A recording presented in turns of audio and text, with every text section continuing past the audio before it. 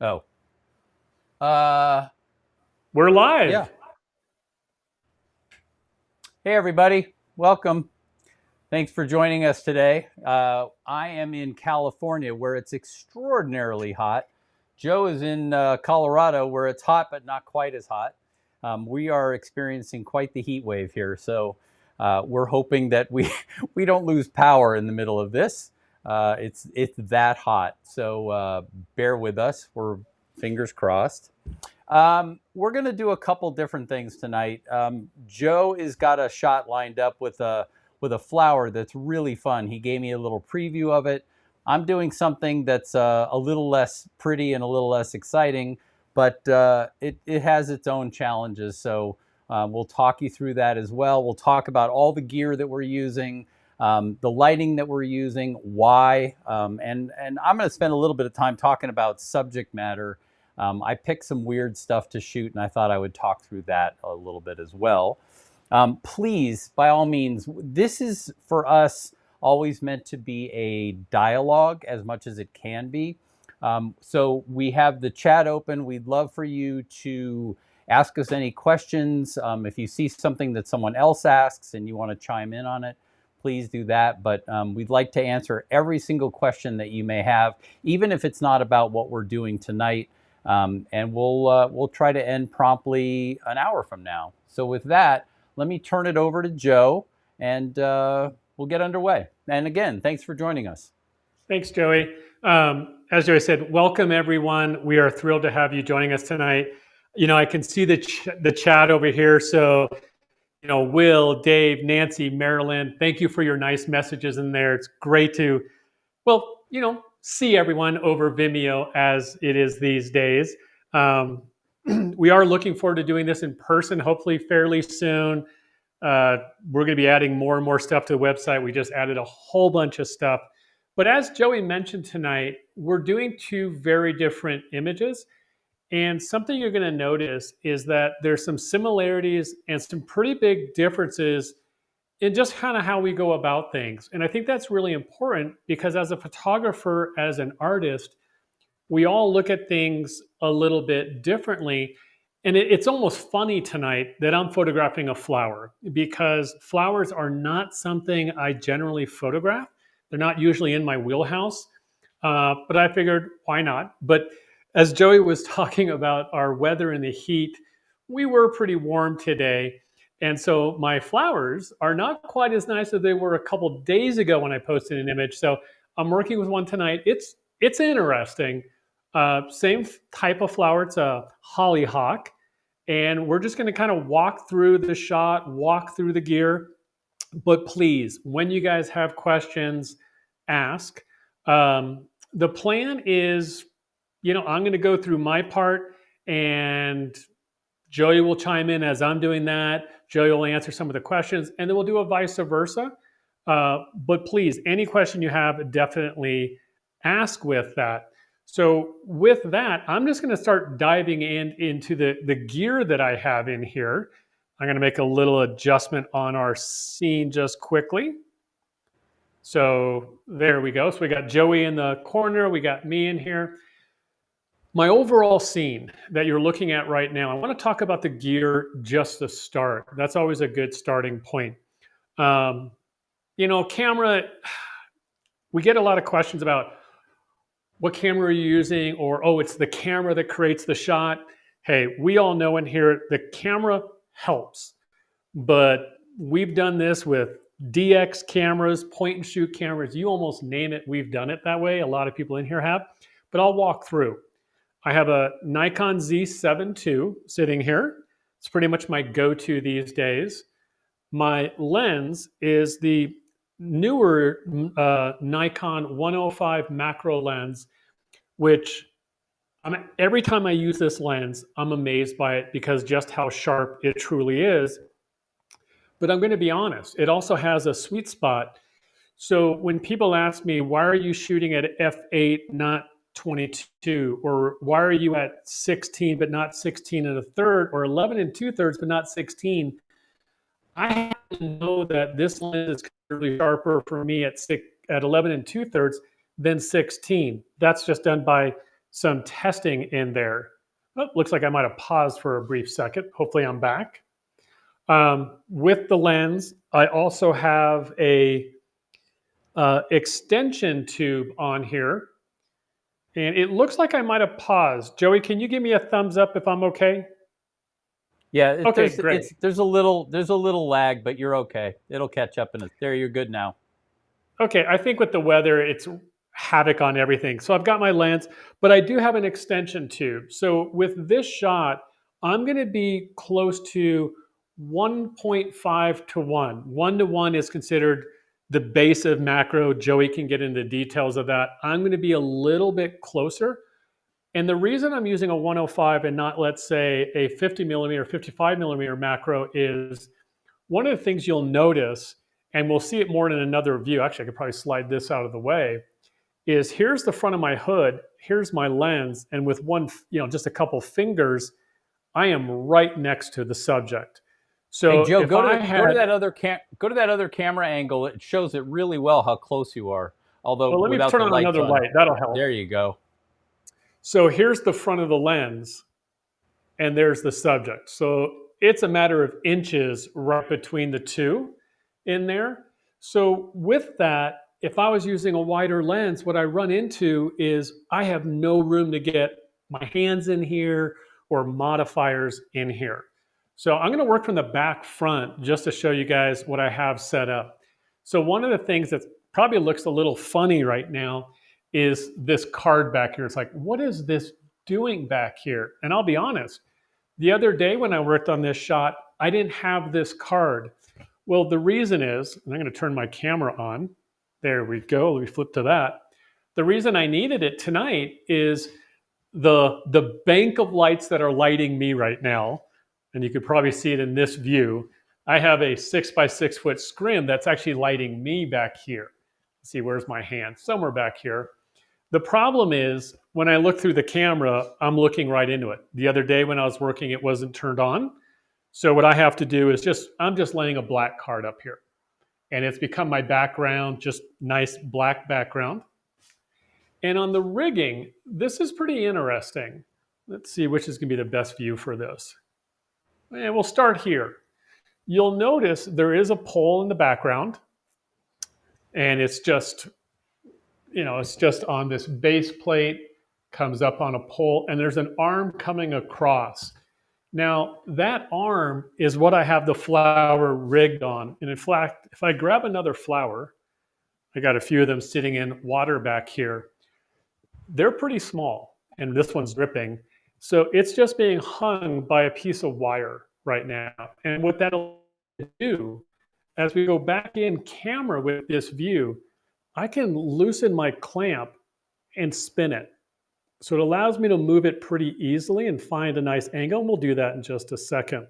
Of course, now my fingers are all wet. Obviously, you'll notice right off the bat that my camera is rigged as a vertical. You're seeing it as a horizontal. With a flower, with the petals, I didn't want the petals drooping. So it had to be rigged as a vertical, but I'm displaying it as a horizontal for Vimeo. But, I kind of like it as a horizontal image also. And the other stuff I have on my set right now, my key light, my main light is sitting over here. It is a Nanlite LED, really low power. But you'll notice this in both Joey's and my sets. Let's see, it slides. It is just on these, furniture sliders, and I can just slide it because I do have carpet on the table. I have barn doors just to control where all the light is going. I could send the light everywhere, and you can see it does go everywhere. Slide this back in. Excuse my voice. There we go. And that's my key light. Now, that light is a little bit too hard or very hard. Excuse me. So what I've added is a 6-inch dot. It's a China silk pretty much. Light is going through it. It's pretty much the same material you'd have as a softbox. And what it's doing, it's softening the light. So the light's going from my LED, it's hitting the 6-inch. It's called a dot. And there's different sizes. Obviously, I have a much larger one sitting right here. And it really is becoming the light source that's lighting the flower. We talk a lot about the size of the light source relative to the subject. The larger the light source makes it softer relative to the subject. So it's actually fairly close. Without it, and we'll just go back in camera, that's a very hard light. All I have to do is slide this in, and the light is much softer. So much harder. I slide this one little thing in, and I have a considerably softer light at this point. And again, I can control it because I can move where this is. I can move this light. The flower's a little bit more difficult to move because it's on this arm, but it's also on a slider, so I can slide it and I can rotate it. So I think we want to do that first. One thing I would add, Joe, that I think is so critical in both what you're doing and also in what I'm doing as well, is the rigging, what we refer to as the rigging, the grip equipment, the way you set stuff up. We talk so much about something we both refer to as mental friction, which is, the struggle you go through as you're trying to make a picture. And the more that you can reduce that, and Joe's demonstrating that right now, the ability to be able to rotate a subject, move a light easily or incrementally, means that you ultimately end up with the picture that you wanted, as opposed to making a compromise where you say, oh, it's just too much of a hassle to reposition the subject or reposition that light. If you go at it before you start and rigging everything in a way where it can be rotated, slid easily, then ultimately you end up being able to make those refinements that make a world of difference. Yeah, that's really important because in this scenario, think about what's going on here. My camera is on a tripod. Joey's rig is going to be a little different. It's not, we're talking millimeters right now. I could bump the camera in and out a little bit if I wanted to, but it's not going to move easy. Now, with this setup, I can very easily just rotate. It's geared up or down, left, right, a little diagonal if I choose to. Now, also, I was looking at going up and down on this. Do I want to see the bottom? It's not as interesting. Kind of like a little bit more of the top of it. So reducing and Joe, you're that doing that with friction. you're doing that with a geared head on the tripod. Yeah, what I have on right now on my tripod right here, I refer to it as the cylinder. It's not because yours is called a cube. This is not called a cylinder, same brand. It is a geared head. It allows me to tilt or rotate on its axis. And I can spin it also. I can do a variety of things. But it allows me to do very small movements. And with macro photography, that's important. It's critical. Now I've given myself a little bit of room for focus. If I truly go all the way in, let's see what's going to happen here. Hey, Oh Joe, while boy. you're moving the camera, Dan has a question, and it's a really excellent question. His question is, he says, when the light hits the dot, it creates a visible reflection in the lens. Even with the lens hood on, it looks like there could be some flare caused by the light hitting the lens. And you can see it in that other angle. You can see that Oh, there is lighting hitting the front of the lens. Is that something that you are worried about, that you generally worry about, or you feel like, it's at a level that because of the video, we see it, but you're not going to see it in the final image? I like that question because the answer is almost yes to all of them on that. Um, and what I mean by that is it something I am curious about and I'm always going to look for without a doubt. You just have to know what's going on. But there is a difference between the light really going into the element and the light just kind of going into this area right here. But you're right, I definitely can see it. I am not seeing lens flare in the image.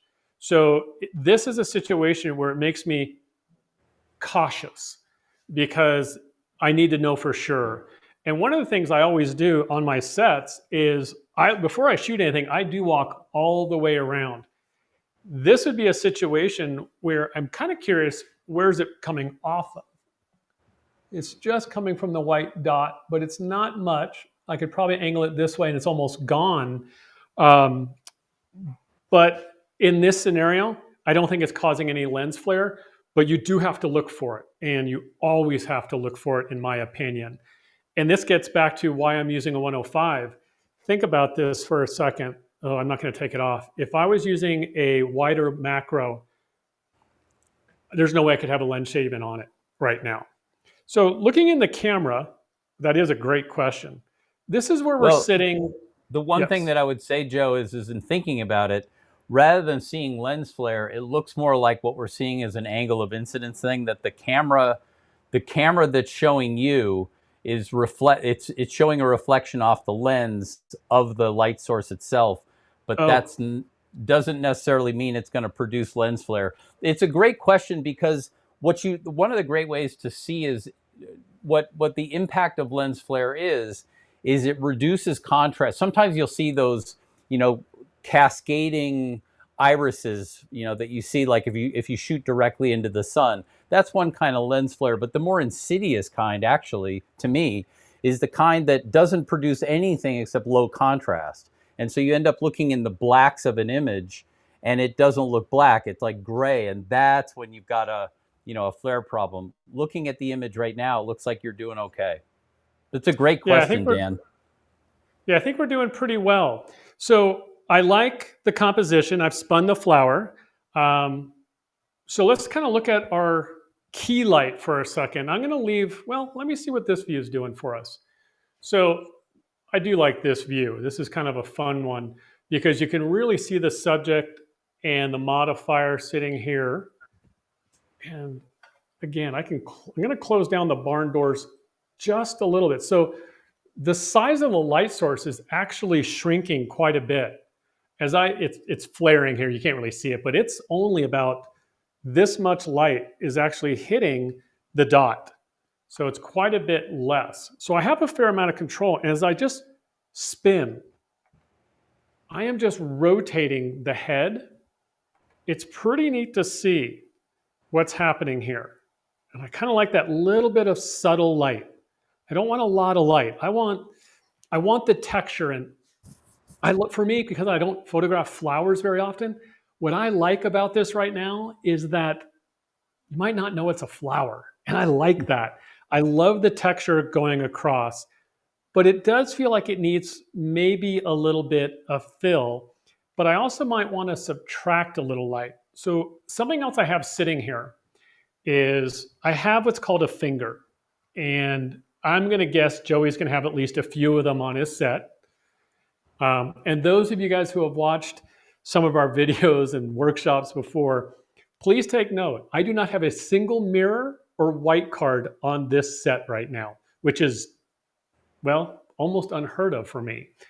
But I do have some fingers sitting here that what I may end up doing, going back in camera, is just knocking down, I think, the back side of this just a skosh.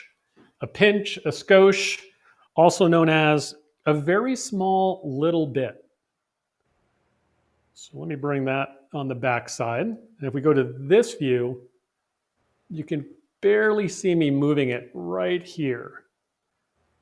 So it's in front of it's between the scrim and the light, just to knock down some of the corner. And what I'm really looking at is, it would be the bottom right for you guys. It's the upper right for me because I'm looking at this as a vertical image. I haven't taken a shot yet, so we should do that. I am at ISO 400, a 30th of a second, f14. It's so funny because I said 11 and 1/3, 11 2/3, 16. I'm still old school in the sense that the idea of, well, what's 11 and 1/3? Well, it's f14. I'm comfortable with that. I could do 5, 6, or 8, and I might try it. I'm not sure I want this depth of field. I do want to be at least 1/30th. From experience, the other day, is because this is on a table, and you can see if I go in camera, tiny little movement, even though everything is sturdy here, any little movement is shaking quite a bit. And this is on an arm. So I And found that Joe, 1/30th working well. Yes. you feel like you're probably at 1.5 to 1 magnification. Is that about Yeah, right? I'm very close to 1.5 to 1. Let me take a look on the lens for a second. Yeah, I am maxed out on the lens for as close as it can go. And with the extension ring that I have in there, that is just sitting, wow, I lost the camera. That was kind of rude. There we go.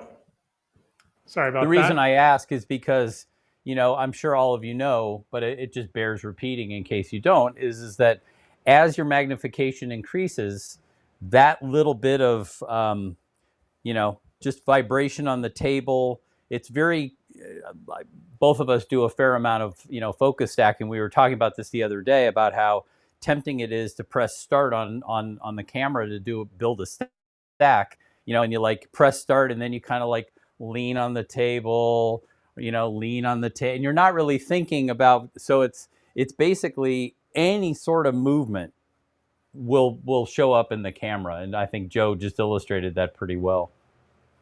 Yeah, for some reason, I have one of my cameras is not happy with me, and I'm not really sure why, but that's all right. Is that the in-camera camera, Joe? No, it's actually, I must have something unplugged and I'm not seeing where it's on. Oh, it's funny when you look over and you realize you do have something unplugged. Sorry about that, everyone. We It was can using a tell you that battery for a to couple produce seconds. these things requires so many wires and things plugged in, HDMI cables and this and that. We sometimes it's kind of miraculous that it all works.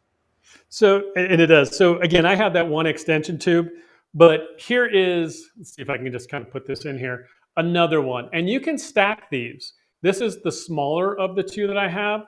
So I do know I'm about 1.5 to 1. So again, any movement. But let's take a look in camera. I'm going to add that second light. So it's going to be this light.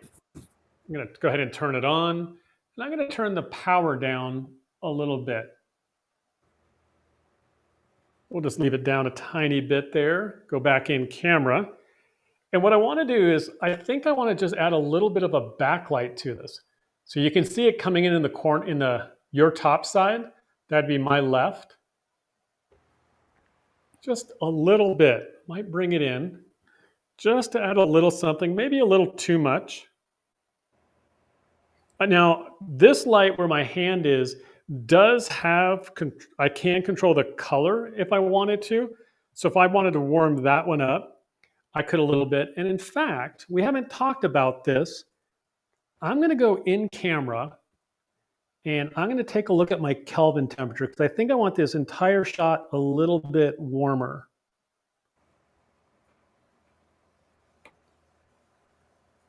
Oh, there it is. Who was playing with my settings? There's no way it was me. Well, that was actually warmer than I thought. I'm going to bring it back down. I guess I'll leave it for now. So I'm just going to bring this one light in. And again, I haven't clicked the shutter, so there's the first frame with it. I think this backlight might be a little too much. So I'm going to knock it down. Now I could move it away. Hey, Joe, how'd you make the choice of, say, f14 over something like 22 or 8?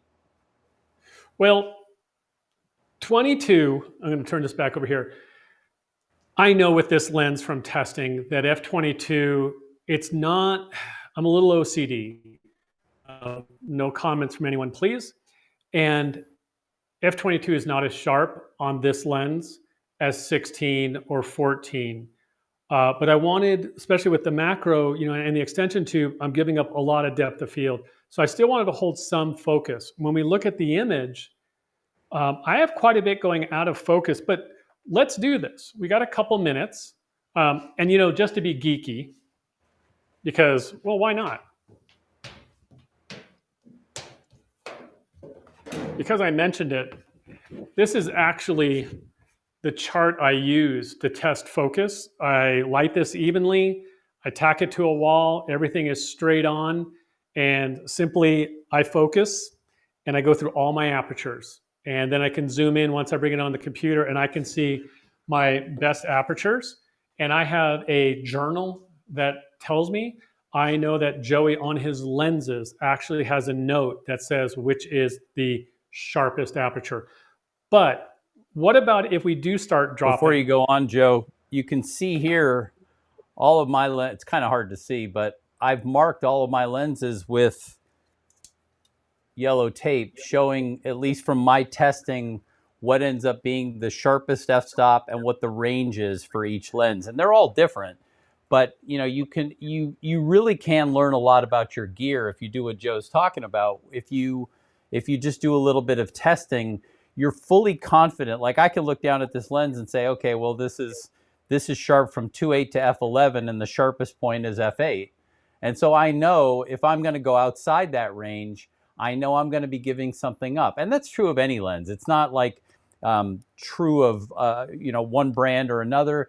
Every lens begins to diminish at some point. I mean, you just optically can't make it perfect throughout the range. But it's good to know what that range is, so that when you're making choices, you're ending up with the best possible result. Right. And and with that, it's not that you can't use 20. I can't use 22. It's just a scenario where I prefer not to, but there are times I have to. But let's go the other direction. We have a few minutes here. So as I mentioned, we shot this. We'll go in camera, 30th of a second, f14. So, if we drop down to f11, now I'll go to f10 because that would be one stop. And I am going to be brave and try to go to a fifth, right around to 15th. Did I do that backwards? Yes. Thought something seemed off for a second there. It's kind of like Willy Wonka. It's like, wait, stop, reverse that. And I run into that same scenario often in my own head. So I did change the light a little bit. So this is my depth of field at I think I said F10. Let's keep going. So you guys are seeing in camera. There we go.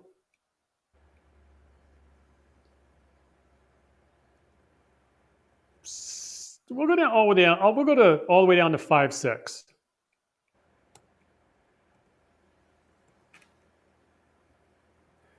And to be honest, I kind of like going down closer to 5.6. There's something for me in this shot right now because I didn't have everything in focus. So the idea of narrowing down my focus and really pinpointing an area is kind of fun.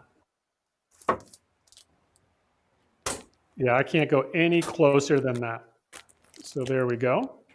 So any last questions that I can answer before we start to switch over? And just kind of a quick recap. There's nothing special, unique on this set. I could do this with LED lights, flip back over, LED lights, strobes, speed lights.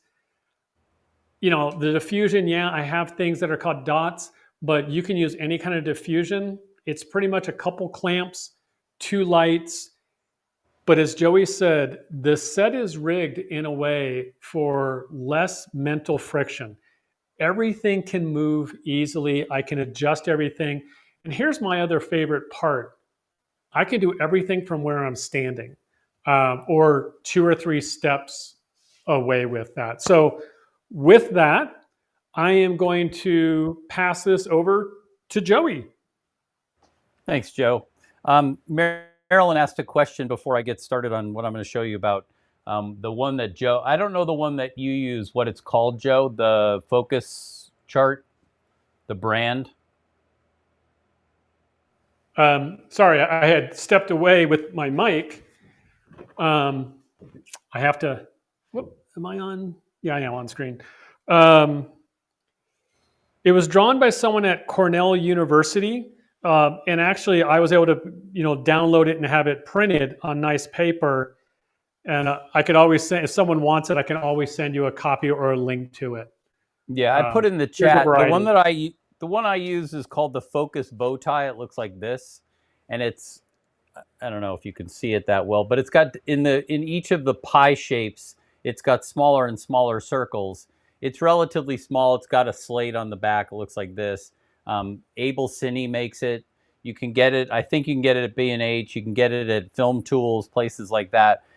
This will really show you what your lens will do. And the other thing you can do is, you've probably heard of, oh, I'm drawing a blank. You know, these pieces of software that will test your lenses for you and tell you build a chart and everything else. Those are really helpful too. But if you just want to do some straight up testing, that works great. And with that, let me show you what I've got going here. It's a set. It's I always say this, it's more complicated than it looks. It's fun to build. I built this yesterday for a shot that I did, and I thought it would be a good thing to demo. Let me take you in camera. I'm going to start, and we're going to kind of work in reverse. So if I show you this is the shot that I'm looking at. I'm going to turn off the lights in the studio just to make sure that you can see the light. But that was the shot that I was going for. And for me, there are my settings. So I'm shooting the lens wide open at a relatively low ISO, but I wanted shallow depth of field so that I could see, you know, those little spiky things and have kind of out of focus bits in the background and just really draw your eye to that central area.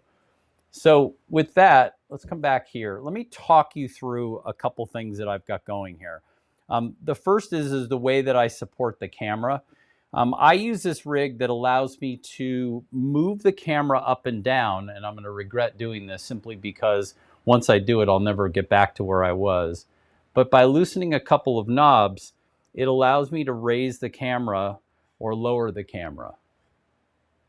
And that is something that's very hard to do using a tripod, meaning that once you're on a table like this, you know, most of you are probably familiar with a center column.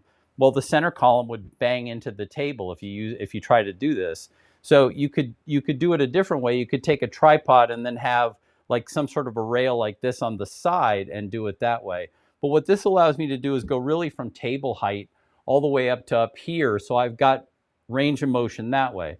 Then the other thing I can do is I can slide side to side, which that in macro in particular, you know, if I go back in camera, if you just want to move a little bit, it's hard to do that on a tripod. But this way I can just sort of slide what I'm doing. And then the geared head, similar to what Joe has, this allows me to make little movements left and right, up and down, diagonally, so that you can get very fine adjustments. So I'm going to turn all the lights off, and I'm going to show you kind of like how I built this. First of all, let me talk a little bit about the subject and what it is.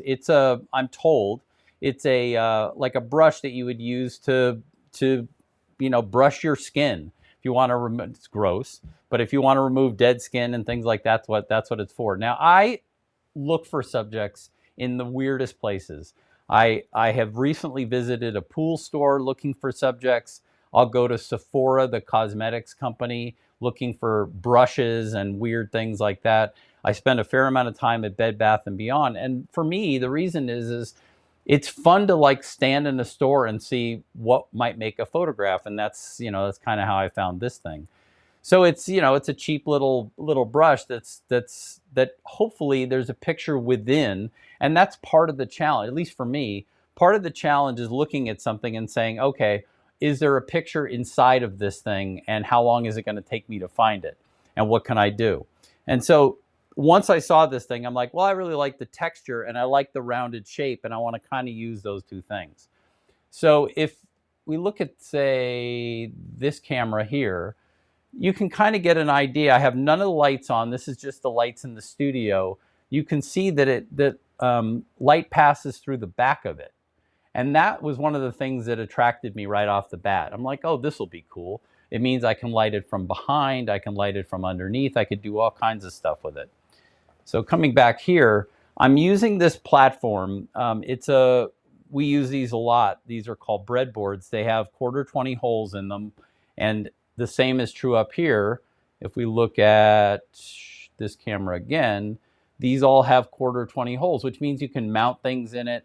And then also this platform, boy, my hand looks big when I put it there. This will rotate. And so that makes it so that I can make other kinds of adjustments. Now, I like the hole in the middle because it means that I can make light go up through the hole that it's sitting in. And that's what I'm doing here. So once I saw this thing in the store, the first thing I thought of is, how am I going to light it? And so let me talk you through the lighting and kind of how I approached it. Seeing the fact that light will go through it, that was the first, for me, the first selling point. Now I got to figure out which one this is. That is, by the way, I use these things for what it's worth. These labels, I put them, it's upside down, there we go. I put them on my lights so that I can tell which light is what.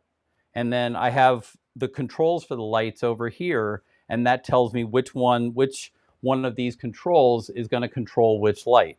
So that's that mental friction thing about, like, oh, which one is it? I'm trying to be able to not have to slow down. And I say this all the time. I have limited creative resources up here, so I don't want to devote them to that mental friction.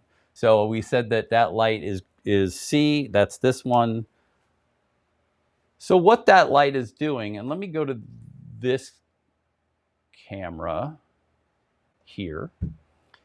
You can see that light is coming underneath the table to this. There's a reflector right here. And I think if I go to this camera, you can see it. It's right there.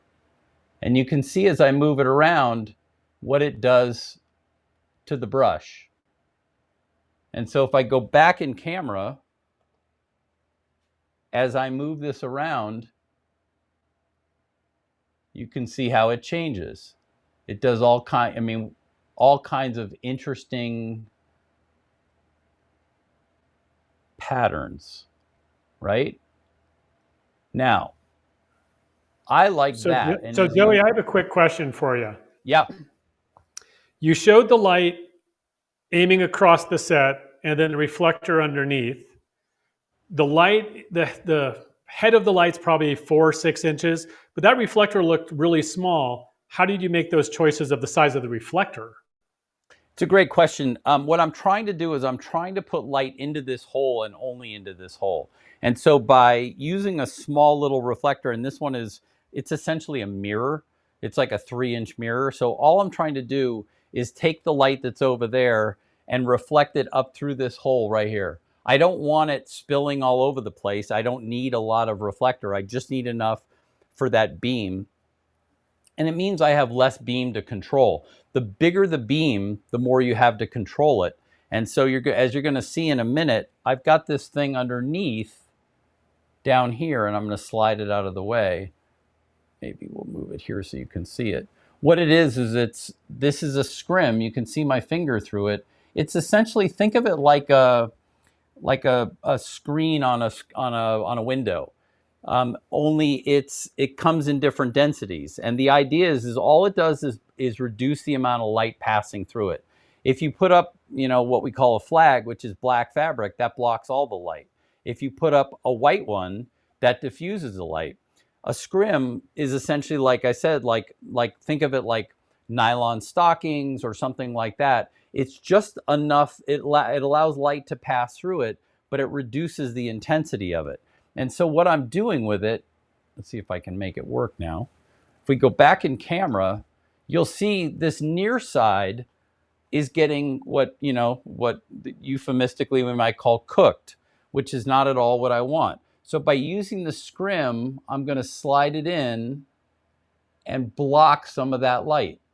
Now, I'm not going to be able to get it back where I was, but you can see I'm knocking down that part of the light. And then if I readjust the mirror and move this again, in fact, let me do this. Hang on one second. I'm going to show you. Where are you, Joe? You're side by side. I'm going to put myself up here. There we go. So are you, yeah, you are. Okay, so I'm going to give you, see if I can make this work.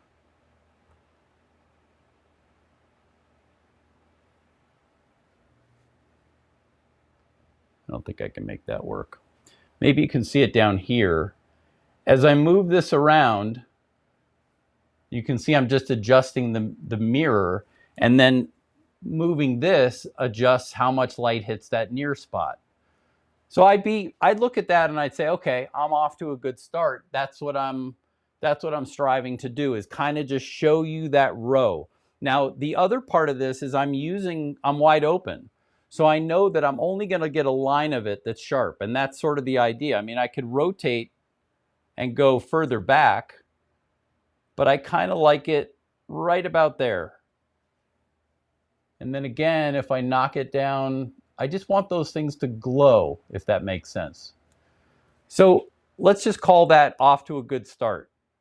So if we come back here, now I'm going to add a second light, because if I look at, let me turn this off. If I look at the back part, which is this right here, that part is kind of going dark for me, right there. So what I want to do is I want to add another light to kind of bring that out. And again, what I'm doing is I'm using another reflector, which is sitting right there, and another light, which is sitting right here. And this light is going to bounce into that, and that one is my B, which is this one. So when I turn that one on and we go back in camera, you can see that it's that light, that reflector right here, that's catching this light and bouncing it into this part of the brush. So if we go back in camera, if I move this reflector a little bit, you'll see how it changes. And what I want is I want just enough of that out of focus dot kind of thing without, hitting you over the head with it.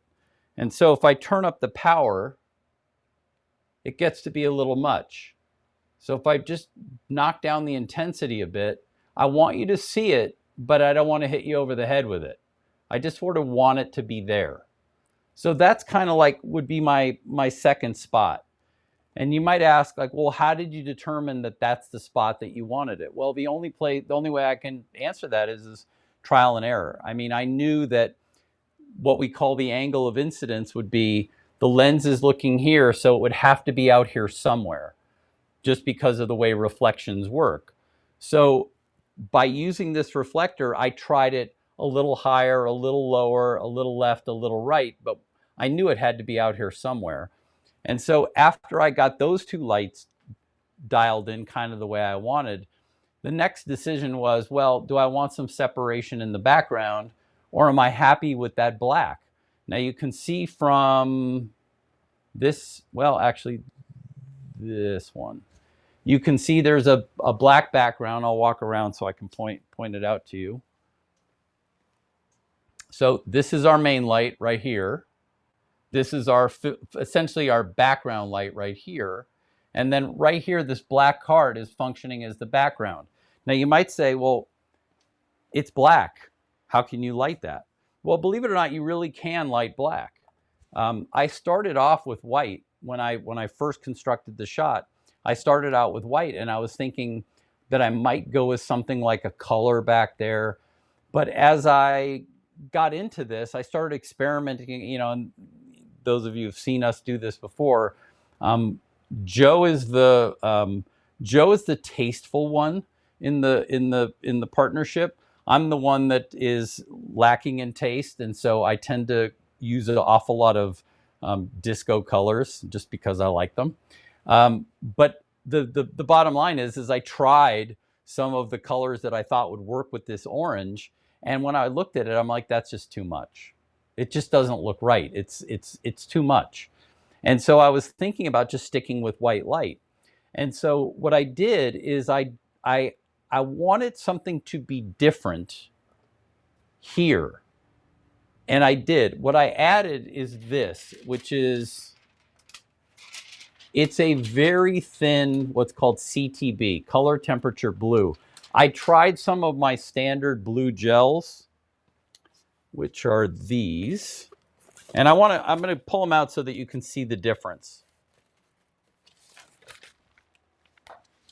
I have a lot of different, this is just the blues that I have. But like, here's one color blue. I tried that. This is one of the lightest blues I have. Going up in intensity, like as a comparison, this one's considerably deeper blue. But this is what I'm actually using. This is CTB. This is what you would use to convert, if you wanted to convert tungsten colored light to daylight, you'd use this. What I'm using is a quarter of that, which is this. So it's blue, but just barely. And so what I wanted to do, going back in camera, is just give you a hint of it. If I take it off, you can see that's pure white light. When I drop it down in front of it, it just is a hint. And that was what I was after. I didn't want to do my usual thing of, you know, really being dramatic with the color. So I just did something very subtle. So getting back to building the shot. Joey, I have a quick question. Yeah. Since you're talking color, are you at 5500 Kelvin in camera? So are you at daylight in camera, or what are you set to? Yeah, it is. It is. Well, I believe it is. Why don't we look? Here, I'll take you with me. And what's funny is I had actually started originally with a white card, but then I lost my subject, so I went with pure black on mine. And you're right, you are at pure daylight. I was just curious because adding the color in. Well, just to make a point, look what happens. Like if we go up there, we get warmer and that blue goes away. Watch what happens if we go the other way though, because I tried this. You know, and while Joey's doing that, if you guys notice, both of us, and whether it's Nikon, Canon, Sony, there's usually some quick menus to get to. We both have our Kelvin temperature set we're in a spot we can get to it very quickly, because although we're shooting raw files, and yes, in a raw file we can change the Kelvin and the white balance, doing it in cameras allows us to see it immediately. And so we see what's going on. It's not after the fact. So both of us are always exploring it. As you guys noticed, I jumped into mine and I thought I was closer to 7,000, but I was at 8,500 when I was on mine. So I had warmed mine up quite a bit, even though my lights were daylight. So as you can see, that, you know, I'm at, what do we just look at, 38, 3,900. You end up turning the blue, because it's orange, you don't see as much of a change in that part of it, but you see a pretty big change in the back part. And so just messing around with color temperature can give you a number of options. Let's go back to 5,500 so that you can see how it's supposed to look. There you go. So it almost looks like white light back there, but I'll show you again. That's white light, and that's just a quarter CTB. So that's my hint. So the last part is the background. And that's my A. What I wanted, and you can see it just show up in the background in the corner back there, I think actually this angle is going to show it to you best. You can see on the black card there, this light, let's see if I can reach through there and see it. This light right here, you see this yellow ring down here, this is the light that's lighting the background. And all I'm doing is putting a spot back there so that it just gives us a hint of something. And what I'm trying to convince you as the viewer is that that's the light that's lighting the brush, meaning all those speckly dot things back there that you guys know are coming from this reflector back here. Can you even see it? Oh, you can't even see it from there. Sorry. This reflector right there is reflecting light on the brush.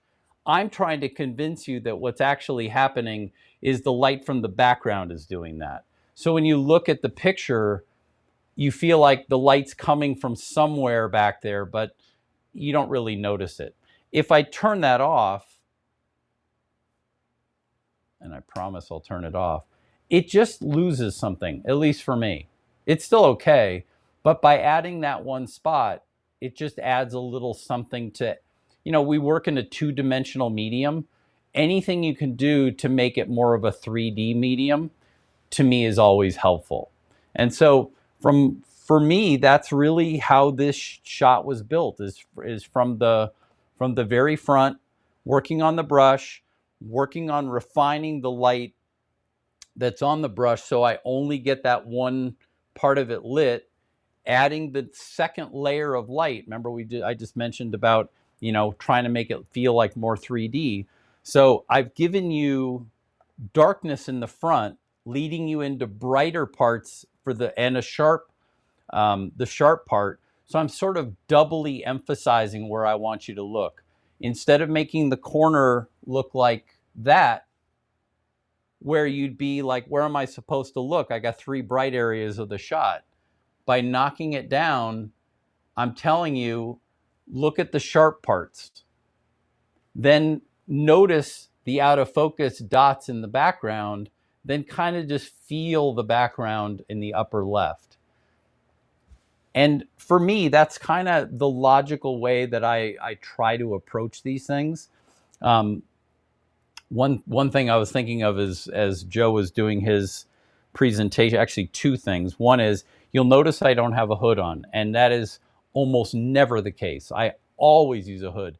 The problem is because I've got the camera positioned in such a way that it would literally run into this round thing, so I had to take it off.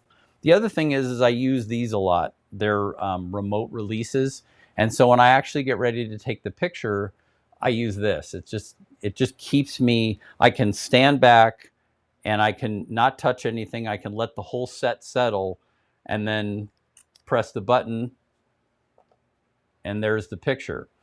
The last thing I would mention before we end for the day is the decision to go with the f-stop that I did.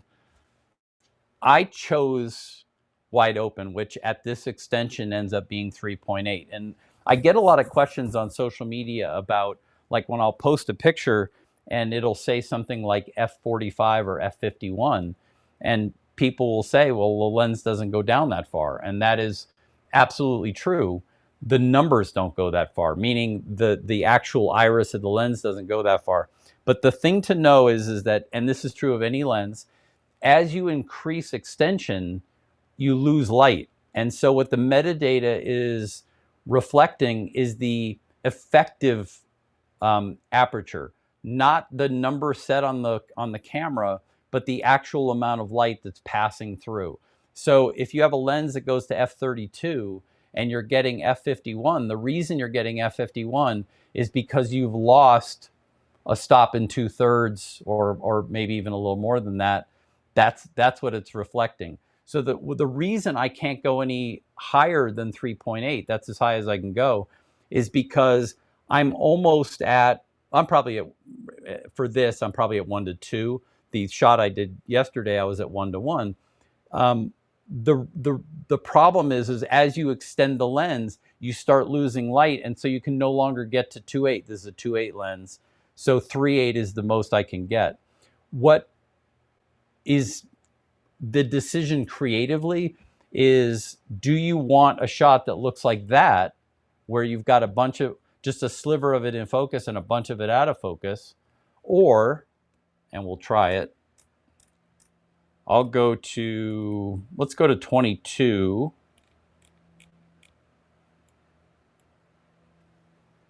We'll go in camera, and when I take the picture, it looks like that.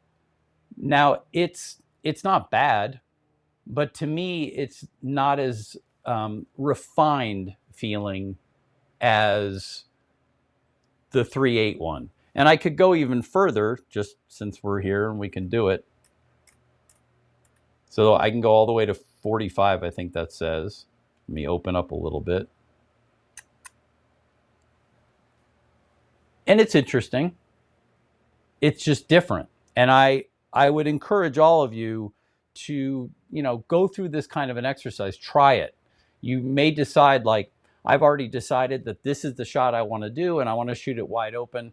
But I can't tell you how many times I've been so sure of myself only to do an experiment like this and go, hey, that's not at all what I was expecting. I like that. And, you may look at this and say, hey, I like that better. But that's the great thing about photography is there's no one right way. So with that, what time is it, Joe? Gee, we're doing pretty good. We're not gonna go overtime. We really try not to go overtime. We know you guys have lives and schedules, and we really appreciate you spending time with us. So, any final words, Joe? I think I've covered everything that I wanted to cover. Yeah, Joey, I'm going to have you switch your camera so you're back on. The last comment you made was really important about trying different apertures, different depth of fields. Because remember, even on my shot, I thought, based on what I had done yesterday or day before, I was going to like f14. When at the very last thing I did, remember, I went down to 10, 5.6 or 6.3. I liked it a little bit better. And what's interesting, the image I posted the other day was a stacked image. It was an image where not everything, if you look at that stacked image, I still left what was closest out of focus and farthest away. So I stacked part of it, not the entire image. But in this scenario tonight, I actually, in the end, liked the one with the more shallow depth of field. The one last thing I wanted to point out, Joey was talking about this, so I quickly grabbed these. Joey is talking about a different range of ways of subtracting light. So I have two different diffusers here. They look similar. One is really one stop, one's two. It's kind of hard to tell. They're color coded. So just by dropping this in front of something, and I was using a finger earlier, this one's called a dot, I can drop a stop a light, and it is just like a mesh screen material. Joey also quickly mentioned, if you just use something pure black, 100% knocking it out, or kind of like a softbox material to diffuse the light. Whatever you want to use, having control over your set, it just unleashes so much more that you can do. And to me, that is amazing when you can do things. And don't laugh. My original ones of these were made with metal coat hangers and stockings. It took years into my career before I actually bought a set. I used shower curtains that I bought at Bed Bath & Beyond and cut my own scrims. For years, I did that. So you don't have to have all the gear, but having what you need gives you control. And that control unleashes creative, vision, because you don't have that mental friction that we both talk so much about, is the mental friction. And I'm with Joey. Especially as I get older, the creative juices, they're harder to come by some days. So I need to simplify everything around me so that I can be creative and I can be having fun with the shots. As we always like to say, if you guys have any questions, please, even after tonight, hour from now, you're like, oh my gosh, reach out, ask us. You will be receiving a link, whether tonight or tomorrow. If you can't sleep and you want to replay this, or you have other questions that you want to go back and watch, you will get a video link for it. And please double check the site. We have we have a whole new macro workshop starting next week. That's 6 different sessions, and we go into a ton of stuff ranging from single lights, focus stacking, 10-to-1 magnification. Joey, you said you were at 2-to-1 tonight? No, or 1-to-2? This is a 1-to-2, yeah. You're at 1-to-2. I'm 1.5-to-1. Imagine going 3-to-1, 5-to-1, 10-to-1. It's just amazing to be able to see that. If you have any questions about our workshops, definitely reach out, let us know, and we will look forward to seeing you guys in the future. But again, thank you for spending your evening with us. So thank you. Yeah, thank you from both of us. It's really nice that you guys spent the time with us, and we hope we see you soon. Have a wonderful night, everyone. Good night. Bye.